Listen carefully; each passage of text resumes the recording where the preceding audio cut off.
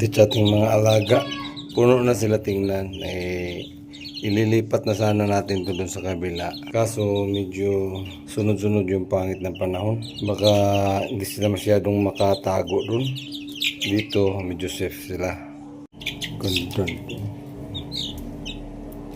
Dilaw na dilaw yung paa. Ito naman yung ating itim. Mga ngagat ah.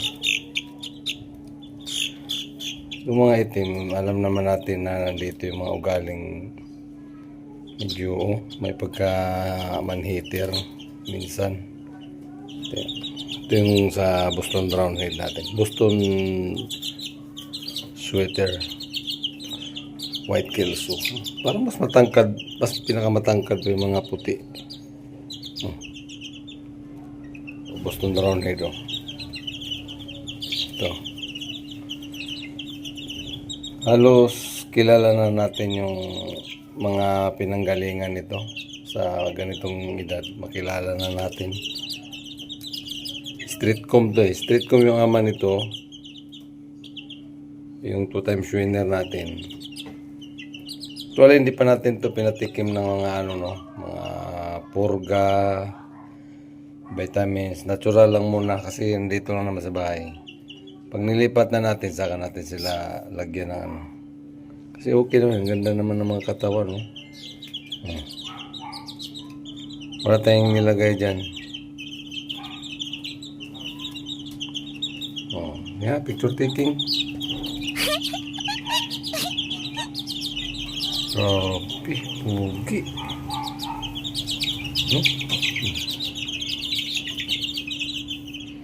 May time na maingay sila, magulo.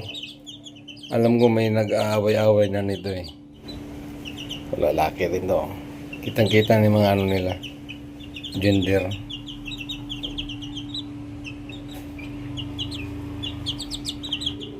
Ito yung mga matitibay nating yung mga na-testing natin na 2 beses.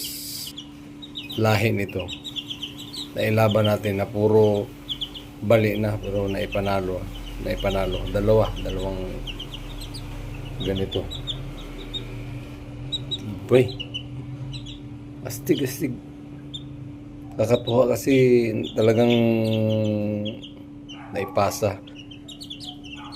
Dito naman sa mga puti, wala pa tayong nasubukan sa puti. Ang inahin na White Kelso, ginamitan natin ng 2 times winner na lalaki para meron pa rin silang winning line. Ayan ang white pit. So abangan na lang natin yan. Oops, ito na maamo.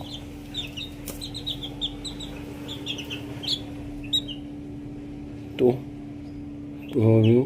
sa mukha pala ito, mukhang ang kulit. Haba lang pa. Right, sige.